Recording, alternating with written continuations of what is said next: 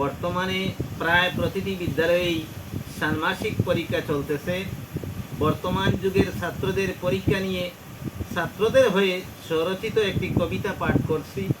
কবিতাটির নাম হলো ভদ্রচুর।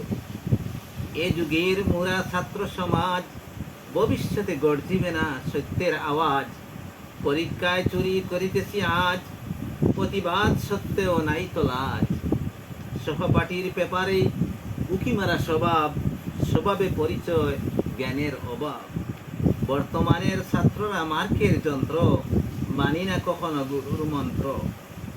মাথার চুল কাটি দেখিতে মস্তান, আমাদের চিন্তায় মা বাবা হয়রান।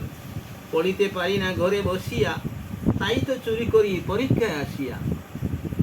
পড়িতেছি বহু কিছু হয় না জ্ঞান, পড়িতে আমরা দেই না ধ্যান। আড্ডা মারতে ভালো পাই, পড়ার কিন্তু খবর নাই।